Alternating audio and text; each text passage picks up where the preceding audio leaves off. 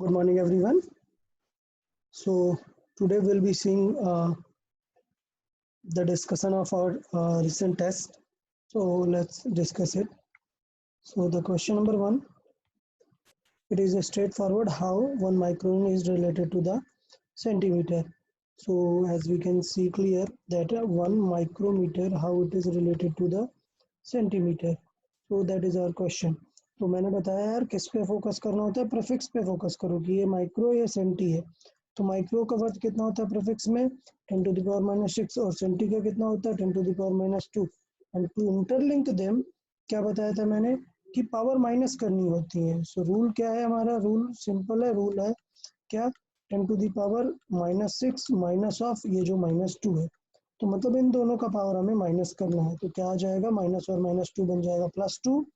So it will be 10 to the power minus 6 plus 2. So the result will come 10 to the power minus 4. So it is very clear, quite clear है कि क्या लिख सकते हैं, हम लिख सकते हैं that 1 micrometer will be 10 to the power minus 4 of meter, 4 of centimeter. So we converted it in the centimeter, so we got the conversion factor है। तो इस तरीके से कन्वर्ट कर सकते हैं। क्वेश्चन नंबर 2 बात करते हैं। So question number 2 straightforward है क्या, cube has a numerical equal volume as the surface area। अगर क्वेश्चन में क्या गिवन है कि volume is equal to surface area. So volume is equal to surface area, तो अभी हमें दोनों के फॉर्मूले पता होना चाहिए। हमें पता है कि क्यूब का वॉल्यूम होता है ए क्यूब, और सरफेस किसी एक सरफेस को देखोगे तो ए स्क्वायर एरिया होगा क्योंकि एक स्क्वायर प्लेट होगी, बट देयर आर 6 सरफेसेस ना, सो it will be 6 A square. अभी हमें पता है कि क्या होगा, कैंसिल आउट हो जाएगा ए क्यूब से ए स्क्वायर, तो रिमेनिंग कितना बचेगा, सिंगल ए बचेगा। So A will be 6। अब as we know A is 6, so our volume will be A cube, so which is 6 cube, so you will come 216। तो इस तरीके से अपन वॉल्यूम भी निकाल सकते हैं कि कितना होगा। थर्ड क्वेश्चन की बात करते हैं। तो थर्ड क्वेश्चन स्ट्रेट फॉरवर्ड था, क्या टेम्परेचर को कैसे रिलेट कर सकते हैं। तो हमें पता है कि टेम्परेचर एक फंडामेंटल क्वांटिटी है। सो जो टेम्परेचर है वो फंडामेंटल है। तो अगर फंडामेंटल है तो किसी फंडामेंटल से तो रिलेट नहीं हो सकती। मतलब अगर क्वेश्चन पूछा है कि क्या ये बाकी किसी से रिलेटेड होगी, तो बिल्कुल नहीं रिलेटेड होगी। टेम्परेचर का कोई रिलेशन नहीं है किसके साथ, लेंथ और मास और टाइम के साथ। ये इटसेल्फ एक इसको मैंने बताया था इधर केल्विन और थीटा से रिप्रेजेंट करते हैं। It has no relation with m, l, t and others. तो ये याद रखना है कि इसको बाकी किसी से तो अपन रिलेट नहीं कर सकते। बट सपोज हम एक फॉर्मूला हमने बात की थी heat, that heat is equal to m into S into delta T. So from this formula we can get कि डेल्टा टी क्या हो जाएगा, टेम्परेचर क्या हो जाएगा, heat over m into S. तो इस टाइप का कुछ पूछा जा सकता है कि हीट से रिलेटेड है, मास टेम्परेचर से रिलेटेड है। ऑफ कोर्स इनसे रिलेट हो पाएगा, बट लेंथ और मास के सिर्फ फॉर्मूला आए ऐसा बिल्कुल नहीं होगा। तो वो चीज हम यहाँ पे देख सकते हैं कि लेंथ मास नहीं होगा, थीटा एक अलग ही प्रॉपर्टी है। फोर्थ बात करते हैं, फोर्थ क्वेश्चन। तो फोर्थ क्वेश्चन,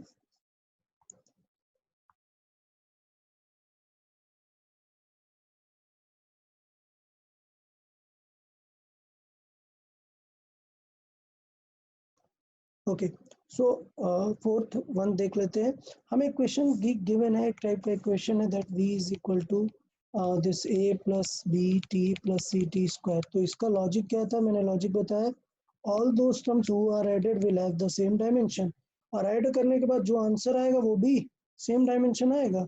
तो इसका मतलब हम कभी भी लिख सकते हैं that v is equal to a, और v इज इक्वल टू लिख सकते हैं बी टी, और v इज इक्वल टू लिख सकते हैं सी टी स्क्वायर। तो जिसकी भी डायमेंशन पूछी यहाँ से कंपेयर कर देंगे।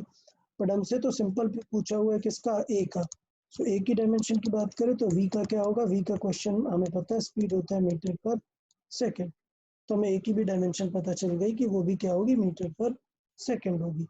अगर b की पूछता तो b के लिए फिर t डिवाइड हो जाता, तो मीटर पर सेकेंड स्क्वायर आ जाता। क्वेश्चन नंबर 5 की बात कर लेते हैं।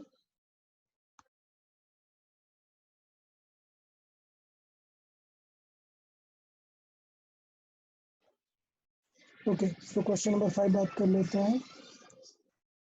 किलोवाट आवर किसका यूनिट है। तो अगर हम बात करें यार किलो वाट आवर को मैं थोड़ा सा स्मॉल में लिख लेता हूँ, के डब्ल्यू एंड आर।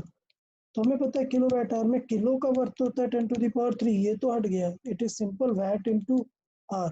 अब यार आपको ये पता होना चाहिए वैट और आर किसके यूनिट है। तो वैट अगर हम बात करें तो ये पावर का यूनिट है, और आर किसका यूनिट है, टाइम का यूनिट है, और इन दोनों का इनटू कराया है हमने। तो यार अब ढूंढना पड़ेगा कि पावर का फार्मूला क्या होता है, कोई डिफरेंट फार्मूला अगर हम देखें तो अगर आपको याद हो क्लास 9th में रहता है पावर का फार्मूला होता है work over time. So work divided by time is called power. और यहाँ पर भी हमारे पास टाइम है, तो इसका मतलब क्या होगा, ये टाइम और ये टाइम कैंसिल आउट होगा, और जो यूनिट होगा वो किसके जितना आ जाएगा, वो आ जाएगा वर्क के जितना। Clear? And work is quite similar to energy. तो ये कंफर्म हो गया कि फिफ्थ नंबर जो है वो किसका यूनिट है, एक एनर्जी का यूनिट है। क्वेश्चन नंबर 6 देख लेते हैं। क्वेश्चन नंबर 6 काफी अच्छा क्वेश्चन है, तो इसको मतलब अपन थोड़ा सा हाईलाइटेड टाइप रखेंगे कि क्वेश्चन नंबर 6 में एक अच्छा कॉन्सेप्ट है, ऑलरेडी मैंने डिस्कस किया हुआ है, बट हम एक बार और अच्छे से देख लेते हैं। क्वेश्चन नंबर 6 में पूछा हुआ है कि यार एक y is equal to F by A into L by L है, आपको कन्वर्जन फैक्टर निकालना है कि कन्वर्ट कैसे होगा। तो मैं फिर से आपको बता दूं, कन्वर्जन के दो स्टेप्स हैं हमारे पास, कन्वर्जन के दो स्टेप्स हैं। स्टेप नंबर 1 क्या है, स्टेप नंबर 1 है डायमेंशन फाइंड करो, डायमेंशन। स्टेप नंबर 2 है convert each dimension, so convert each dimension. और थर्ड स्टेप है solve using powers of dimensions. So dimensions की पावर को यूज करके हम कर सकते हैं यहाँ पर। तो पहला स्टेप फॉलो कर लेते हैं, डायमेंशन लिखना आना चाहिए। सो हमें y इज इक्वल टू पता है f by A into del L, it's l by delta L, so it's l by delta L. अभी देखें कि यार ये l का क्या होगा, यूनिट l होगा, चेंज इन लेंथ का भी l होगा। क्लियर? फोर्स का हमें पता है, एरिया का हमें पता है कितना होगा, l स्क्वायर होगा, और फोर्स का क्या होता है, ये होता है ml t माइनस 2। तो ये सब की हमने डायमेंशन लिख दी। अगर फाइनल आंसर देखेंगे तो क्या आ जाएगा, एल एल कैंसिल आउट होगा, एल स्क्वायर से एल स्क्वायर कैंसिल होगा, आएगा M L minus 1 T minus 2। So dimension बहुत हम देख चुके हैं, हमने डायमेंशन लिख दी। अब हमें कन्वर्जन लिखना है। तो नेक्स्ट स्टेप क्या है यार, कि right the conversion of each factor. देखो हमें किससे किससे कन्वर्ट करना है, हमें कन्वर्ट करना है सी जी एस टू एम के एस। तो देखिए क्या क्या क्वांटिटी है इसमें, मास है, लेंथ है, टाइम है। तो मतलब इन तीनों चीजों को ही हमें कन्वर्ट करना है, किससे, सीजीएस से एम के एस में। तो स्टेप एकदम क्लियर है, क्या करना होता है, डायमेंशन लिख दो पहले। डायमेंशन है M L minus 1 T minus 2। तो डायमेंशन को रख के देखें, convert each dimension and then use the powers. तो एक एक डायमेंशन को कन्वर्ट करना स्टार्ट करते हैं। पहले क्या है, मास है, तो मास को हमें किससे कन्वर्ट करना होगा, सीजीएस यूनिट में होता है ग्राम, और कन्वर्ट करना है इसे किसमें, किलोग्राम।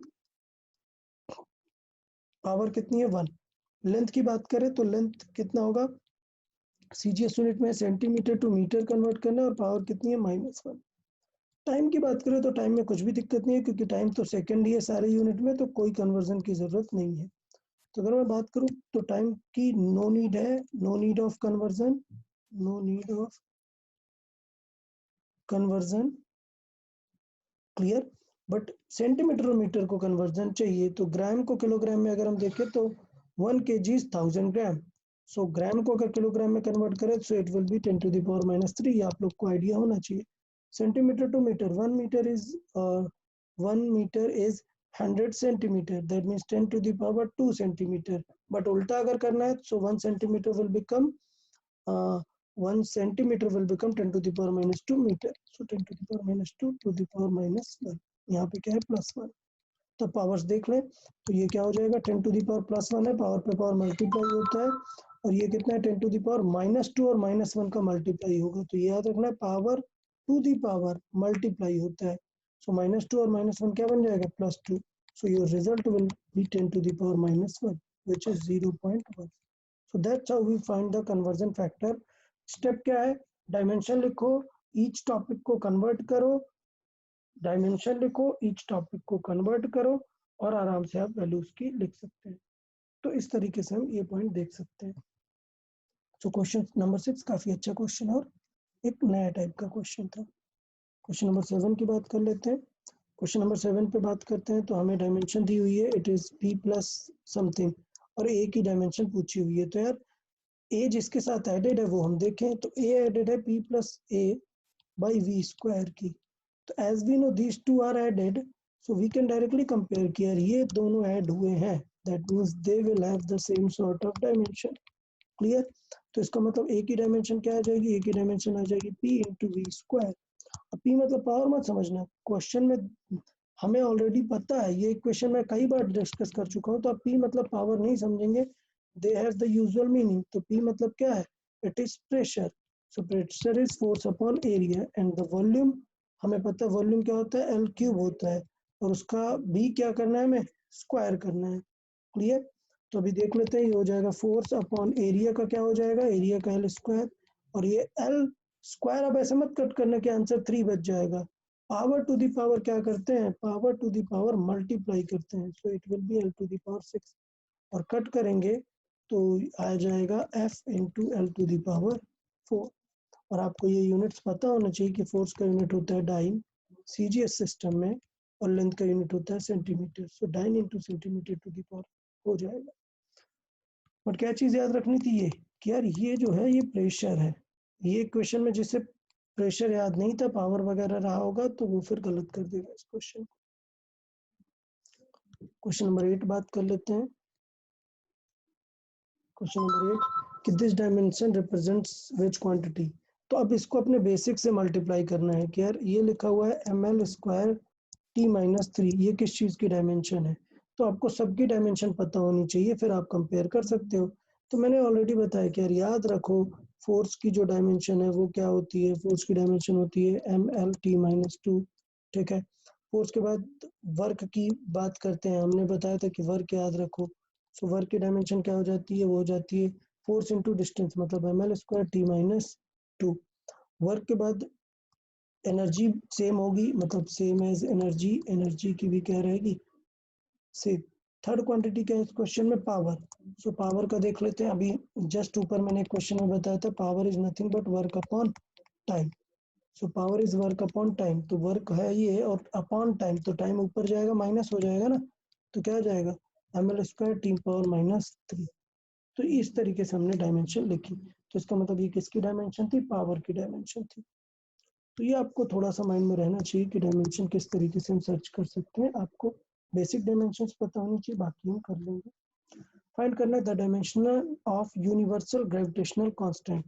तो यार अब आपको कई बार मैंने क्वेश्चंस में बताया कि न्यूटन्स का क्लास 9th में हमारे फॉर्मूला था F is equal to G into m1 m2 by R square. तो ये जो जी होता है इसी को ग्रेविटेशनल कांस्टेंट कहते हैं। ये जी क्या हो जाएगा, F into R square upon m1 into m2। तो अब यहाँ से सारी डायमेंशन लिख सकते हो आप। फोर्स की डायमेंशन क्या होगी, M L T minus 2 into ये रेडियस, ये डिस्टेंस है, सो डिस्टेंस मतलब एल का स्क्वायर अपॉन ये दोनों मास है, मास मतलब एम इंटू एम। तो अगर सॉल्व करें तो एक एम कैंसिल आउट हो जाएगा। देखिए फाइनल डायमेंशन क्या आएगी, M to the power minus 1, L cube है सो एल क्यूब हो जाएगा T to the power minus 2। इस तरीके से हम जी की डायमेंशन भी लिख सकते हैं, M minus 1 L 3 T minus 2। तो इस तरीके से भी ऑप्शन आ जाएगा। क्वेश्चन नंबर 10 अगेन डायमेंशन की बातें कर लेते हैं। सो डायमेंशन की बात अगर हम करें तो डायमेंशन हमें पूछा है ए बाई बी का डायमेंशन, तो यार ए और बी पता होना चाहिए। So from equation we can see कि ए को किसके साथ ऐड किया है, P A by V square को। So A by V square will be equal to P and there is one more thing, b is added with v, so I can say b will be equal of v। तो अभी यहाँ से देखो a की unit क्या हो जाएगी, p into V square, जबकि b कितना है, v जितना है। अभी क्वेश्चन में क्या पूछा है, फाइंड a बाई b, तो हमें फाइंड करना है a बाई b। तो a बाई b सॉल्व कर लेते हैं, और a कितना है, a की डायमेंशन है p into V square, b की कितनी है सिर्फ v, तो क्या आंसर आएगा p इंटू वी। अब p हमें पता है क्या लिख सकते हैं, force upon area into volume, बताया था वॉल्यूम मतलब एल क्यूब लिख सकते हैं, तो वॉल्यूम की डायमेंशन लेंथ का क्यूब, और एरिया क्या होता है खुद लेंथ का स्क्वायर। तो इसका मतलब अगर हम बात करेंगे तो फोर्स अपॉन एरिया हो जाता है लेंथ। थोड़ा सा लिख लेते हैं, सबकी डायमेंशन ही फाइंड करनी है बिकॉज हमें, तो यहाँ पे डायमेंशन लिख लेते हैं। फोर्स की डायमेंशन होती है M L T minus 2, area की dimension L square and we have this L 3। So दिख रहा है कि एक एल स्क्वायर कैंसिल आउट होगा और बचेगा क्या, ml2 t माइनस 2। सो ये डायमेंशन हो जाएगी किसकी, a बाई बी की। तो इस तरीके से हम यहाँ पे देख सकते हैं कि a बाई बी की डायमेंशन क्या होगी। आगे एक एक क्वेश्चन से a बाई बी की डायमेंशन फिर से देखनी है, तो ये काफ़ी अच्छा है, इसको अच्छे से थॉट दे सकते हैं। देखें तो हमें पता है क्या डायमेंशन वाली क्वांटिटीज हैं, दिया हुआ है p is equal to a minus T square by B X. समझाया है कि दिस a इज एडेड और सब्ट्रैक्टेड विद टी स्क्वायर। पहले यही फोकस करना है कि किसको ऐड सब्ट्रैक्ट किया है। So then we have this quantity that the dimension of a will be T square. और बताया भी है कि सॉल्व करके जो आंसर आने वाला है वो a जैसा ही रहेगा। मतलब हम लिख सकते हैं p is equal to a minus T square की डायमेंशन a जैसी ही रहने वाली है अपॉन b इंटू एक्स। मैंने क्यों a जैसे लिखा, मैं a को टी स्क्वायर भी लिख सकता था, बट एज क्वेश्चन में a बाई बी आस्क किया हुआ है इसलिए हमने a बाई बी के फॉर्मेट में देखा। सो a बाई बी की वैल्यू कितनी आ जाएगी, यहाँ से देखें तो it will B p into x. और p फिर से पता हूँ p क्या है, force upon area into x. Clear. अभी ये कंफर्म है हमारा, यहाँ से हम कर सकते हैं बहुत अच्छे से कि यार a by B is equal to क्या होगा, फोर्स होगा ml t माइनस 2 अपॉन एरिया कितना होगा, एरिया होगा एल स्क्वायर इंटू ये एक्स क्या है क्वेश्चन में गिवन है, it is a distance, so ये रहेगा L. So that means L L दोनों क्या हो गए, कैंसिल आउट हो गए। सो ये आएगा एम, एल स्क्वायर दोनों कैंसिल आउट हो गए, मतलब एल टू द पावर 0 बचेगा, T to the power minus 2 रहेगा। तो M L 0 T to the power minus 2। So कहाँ पे हमें दिख रहा है, एल है ही नहीं, that means option A. We can write it directly, option A. let's see question number 12, dimension formula of heat energy. तो मैं बताऊं यार, हीट एनर्जी का फार्मूला नहीं ढूंढने लगना है, हमें पता है heat is energy. So heat energy मतलब क्या होगी, all type of energy, all energy. So हमें पता है ऑल एनर्जी कैसे निकाल सकते हैं, फोर्स इनटू डिस्टेंस से या फिर काइनेटिक एनर्जी से, half M V square type से। हमें पता है आंसर आता है M L square T minus 2 directly. बार बार बोल चुके हैं, एनर्जी का आप लोग याद रखें तो बेटर रहेगा।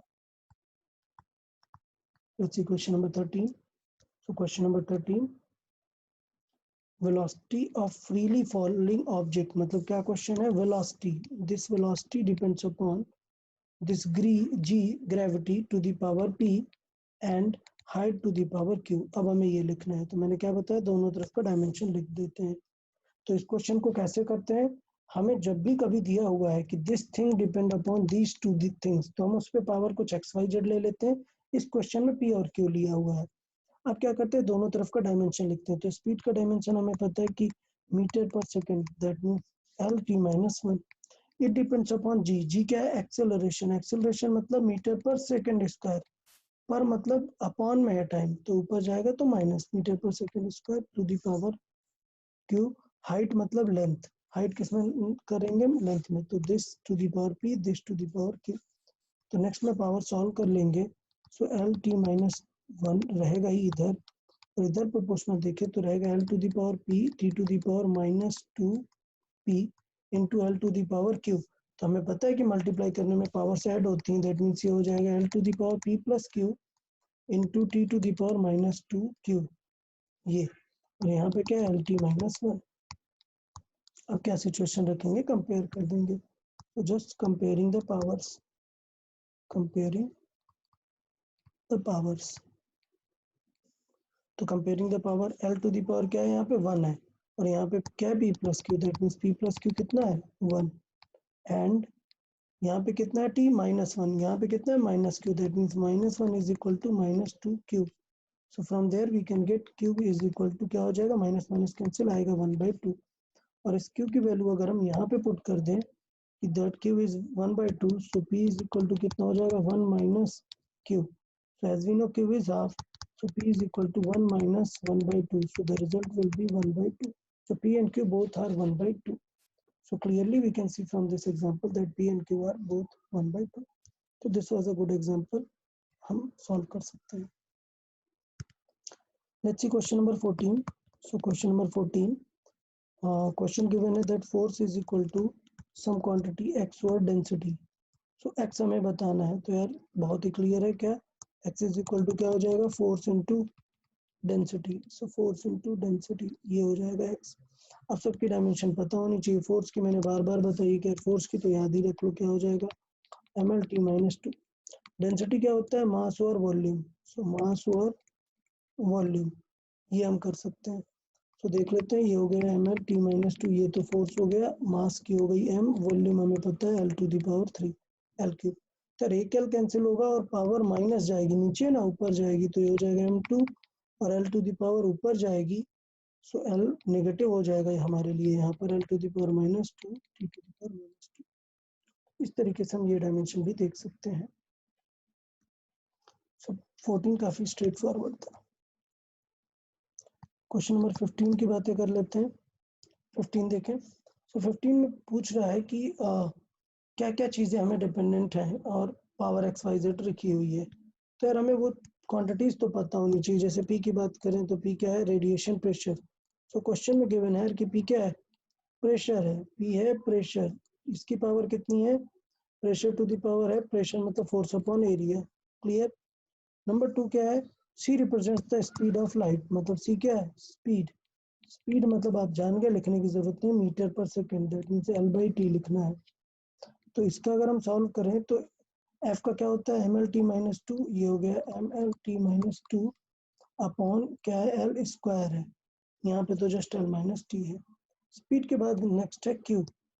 Q यार थोड़ा सा आप लोग को ध्यान देना है कि Q है रेडिएशन एनर्जी आ unit area per unit second. तो कभी भी याद रखना कि ऐसी चीजें जो होती हैं वो होती हैं energy per unit area into per unit time, per unit second दिया है। तो ये थोड़ी सी यहाँ पे एक पॉइंट था इंपॉर्टेंट कि ये सिंपल एनर्जी नहीं है, it is energy by area and time. तो काफी सारे स्टूडेंट्स को ये थोड़ा सा ध्यान देना है, it is energy by time. अगर ये लिखा हुआ है तो आराम से कर सकते हो। क्लियर।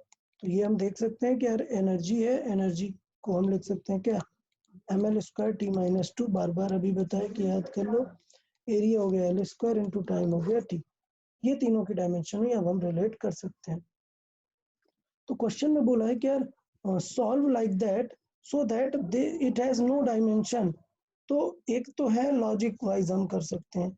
लॉजिक बड़ा सिंपल है, क्या लॉजिक बहुत ही क्लियर है, it must has no dimension. क्या P into C into Q has no dimension, no dimension मतलब सारा कुछ क्या होना चाहिए, कैंसिल आउट हो जाना चाहिए। तो थोड़ा सा लिख लेते हैं साइड में कि क्या होना चाहिए, P is equal to given है।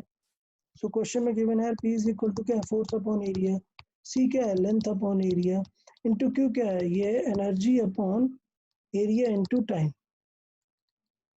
ये है।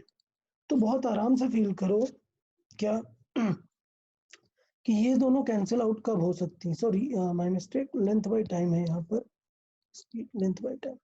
सोचो ये दोनों चीजें कब कैंसिल आउट हो सकती हैं। तो हमें पता है कि ये फोर्स इंटू लेंथ ये बना देगा क्या, एनर्जी, और A इंटू टी ये दोनों मिल रहा है। अगर ये वाला नंबर हम इन्वर्ट कर दें, उल्टा कर दें, तो कैंसिल आउट हो जाएगा सब कुछ। मतलब कंफर्म हो रहा है कि इसका पावर क्या होगा, 1 होगा,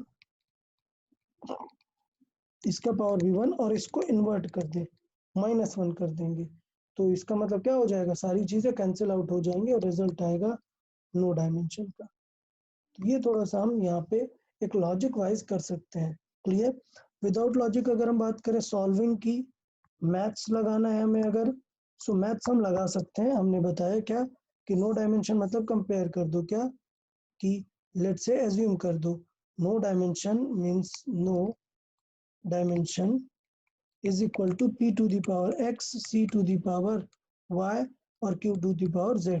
और x y z आप फाइंड कर सकते हो कंपेयर करके, that m to the power 0, l to the power 0, Q to the power 0। और यहाँ पे सबकी डायमेंशन लिख के हम वर्क कर सकते हैं। तो अगर हम बात करें कि इसकी डायमेंशन कितनी होगी, तो इसकी होगी ml-1 t-2।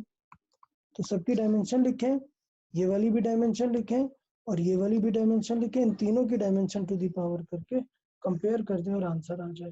तो एग्जाम में याद रखना है कि मैथमेटिकल तरीका हर बार जरूरी नहीं होता है, कभी कभी बेटर होता है कि आप लॉजिक से भी समझ सकें। डन। सो अगर आपको ऐसा करना है तो आप ये सब की डायमेंशन लिख के कर सकते हैं। मैंने ये आइडियाज काफी बार बताए हुए हैं। Question number 15। क्वेश्चन नंबर 16 देख लेते हैं। दिया हुआ that f is equal to 6 pi eta A V. तो अब हमें इसमें किसकी डायमेंशन पूछा है, हमें ए की ईटा की डायमेंशन पूछा है, तो ये क्या हो जाएगा f upon 6 pi A V. मैंने लास्ट क्लास में बताया भी था कि 6 pi will have no dimension as this is a number.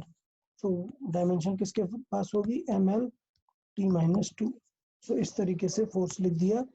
ए क्या है, लेंथ है, और स्पीड क्या है, एल टी माइनस 1 है। सो ये स्पीड की डायमेंशन हो गई, ये लेंथ की डायमेंशन हो गई। इस तरीके से हमने लिखा। तो एक एल तो कैंसिल आउट हो गया है, एम और एक एल बचा एल माइनस 1, और ये माइनस ऊपर प्लस जाएगा तो टी पे भी माइनस 2 से कट के माइनस 1 ही बचेगा। तो M L minus 1 T minus 1 हो जाएगा स्पीड का डायमेंशन।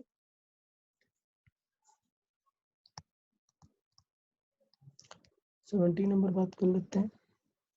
तो 17 की अगर बात करें तो पूछा हुआ है कि pressure, velocity, time are fundamental quantities, then find the dimensional formula of force. तो मैंने बताया कि यार फोर्स के बारे में हमें आपको बताना है कि फोर्स की डायमेंशन क्या होगी, जबकि हमें फंडामेंटल क्या है, हमारा जो इस बार फंडामेंटल है वो बदल गया है, वो हो गया प्रेशर, स्पीड एंड टाइम। तो मैंने बताया था कि यार इसे लॉजिक वाइज करोगे तो ज़्यादा बेटर रहेगा, मैथमेटिकली कम टफ पड़ जाएगा।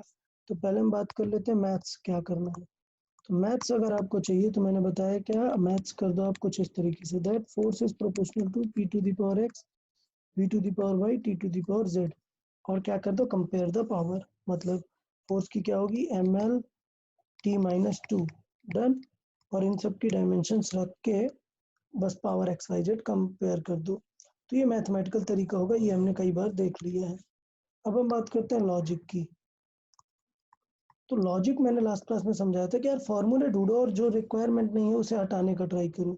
जैसे लॉजिक के गिवन क्वांटिटीज को लिखना शुरू करो। जैसे प्रेशर है, प्रेशर क्या है, फोर्स अपॉन एरिया। तो मतलब हमें क्या चाहिए, फोर्स चाहिए, हमें एरिया ढूंढना पड़ेगा। तो अगर हम लॉजिक देखें तो फोर्स इज इक्वल टू क्या हो जाएगा, पी इंटू ए, ये हो जाएगा हमारा। ठीक, तो ये हमारा हो जाएगा P is equal to F into A. तो F पता चल गया, P हमारा रिक्वायर्ड है, हमें फाइंड क्या करना है, A। तो हमारा टारगेट होना चाहिए how to find this A। तो उसके लिए आपको काफ़ी सारा डेटा दिया है। दूसरा क्या है, स्पीड है। So speed is equal to क्या हो जाएगा, length by time. Okay, question में ये है कि ये गिवन क्वांटिटीज है, ये हमारी फंडामेंटल है, V फंडामेंटल है, टाइम फंडामेंटल है। तो अगर हम बात करें तो L इज इक्वल टू क्या होगा, V इंटू टी होगा ना।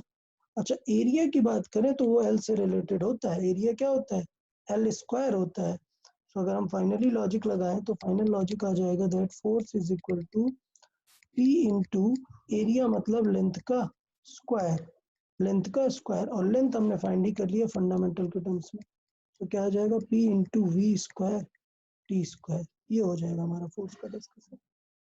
तो इस तरीके से लॉजिक वाइज काफी अच्छे से कर सकते हैं, बट कुछ लोग अगर मैथ प्रेफर करते हैं तो मैथमेटिकली भी सॉल्व कर सकते हैं, not a problem. Question number 18 देख लेते हैं। क्वेश्चन नंबर 18 की बात करें, so we have air force is equal to A T plus B T square. तो अभी एकदम क्लियर है क्या करना चाहिए। ऐसे केसेस में हमें पता है which quantities are being added, these two are being added with force, so that means these will have the same dimension as force, or force is also equal to bt square। तो देखना है कि question क्या क्या पूछा है। तो a is equal to क्या हो जाएगा, फोर्स अपॉन टाइम, और b इज इक्वल टू क्या हो जाएगा, फोर्स अपॉन टाइम का स्क्वायर। अब सबको पता होना चाहिए फोर्स की डायमेंशन क्या होती है, फोर्स की होती है M L T minus 2 divide by T. और p की बात करें तो ये होता है M L T minus 2 upon T square. तो अभी टी ऊपर जाएगा तो नेगेटिव आ जाएगा, दैट मीन्स ये की डायमेंशन आ गई, ये हो गया M L T minus 3 and v is equal to हो गया एम एल टी माइनस 4। तो इस तरीके से हम डायरेक्टली बता सकते हैं। तो डायरेक्टली हम यहाँ से देख सकते थे पावर्स। तो ये स्ट्रेट फॉरवर्ड क्वेश्चन था, यहाँ पे क्लियर है। क्वेश्चन नंबर 19 देख लेते हैं। क्वेश्चन नंबर 19 एरर का क्वेश्चन था और काफी अच्छा क्वेश्चन था।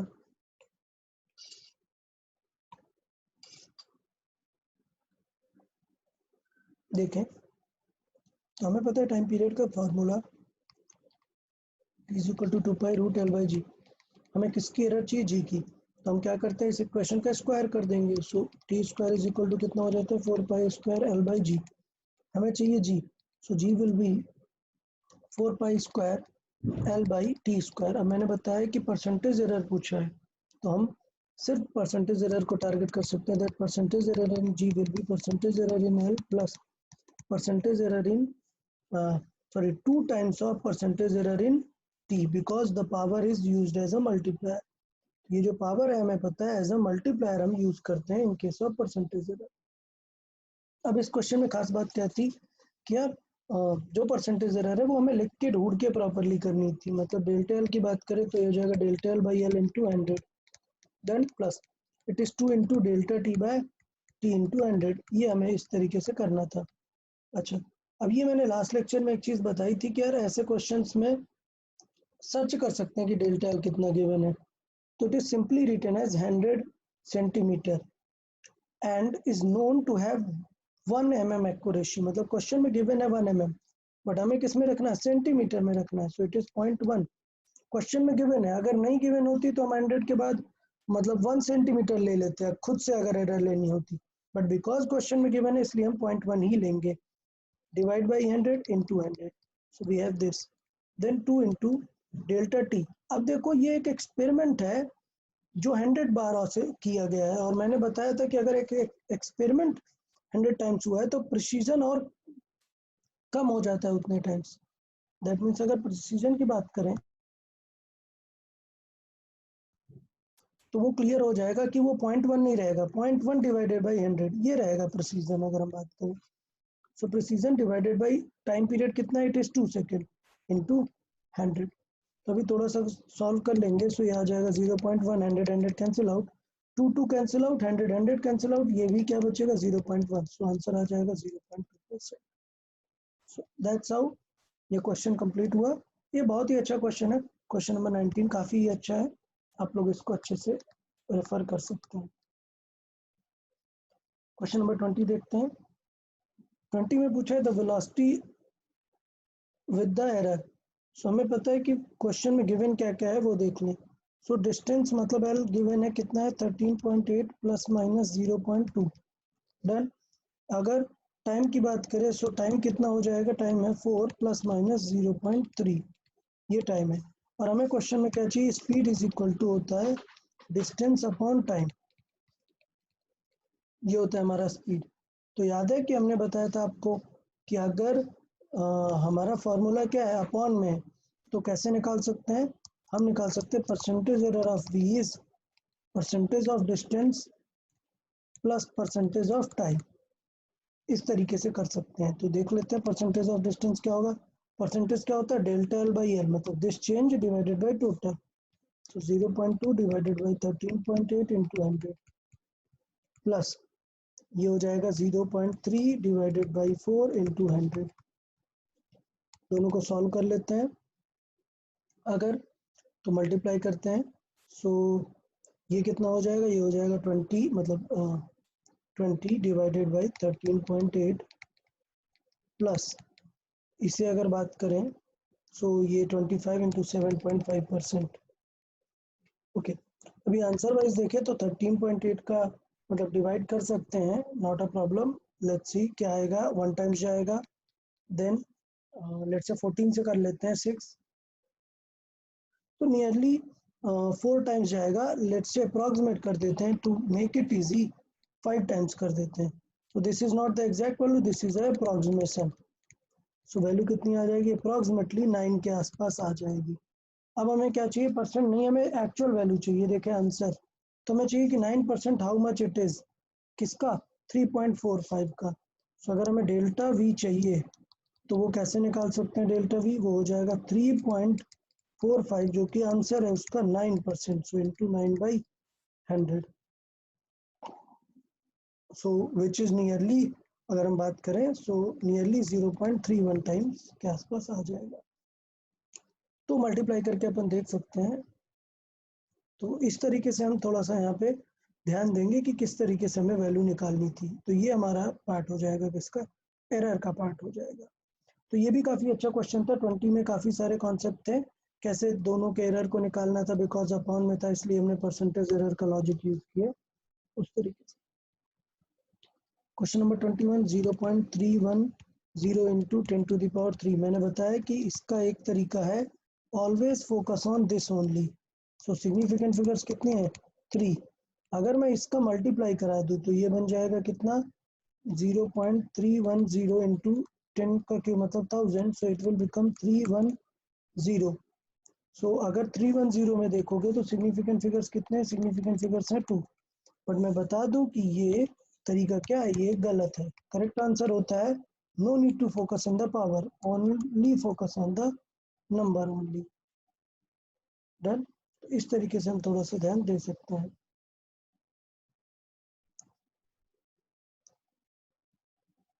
नेक्स्ट बात करें 21 के बाद 22 देखते हैं। 22 देखें। सो 22 हो गया again similar sort of question that resistance is equal to V by I, but इस बार परसेंटेज एरर पूछा हुआ है। So percentage of resistance is directly percentage of V plus percentage of I। Clear. So देख लेते हैं percentage of V कैसे निकालते हैं। फिर वही delta V by V into 100 करते हैं और करंट में delta I by I into 100 करते हैं। इस तरीके से हम वैल्यू निकाल सकते हैं। सो देखें वैल्यू क्या आ जाएगी। डेल्टा V कितना है 5 by 100 इंटू 100 प्लस करंट कितनी है 0.2 by 100 into, sorry it is 10, my mistake, it is 10 into 100. So we'll get 5 here plus 2 here, so total will be 7% error. So that was question number 22. 23 देख लेते हैं।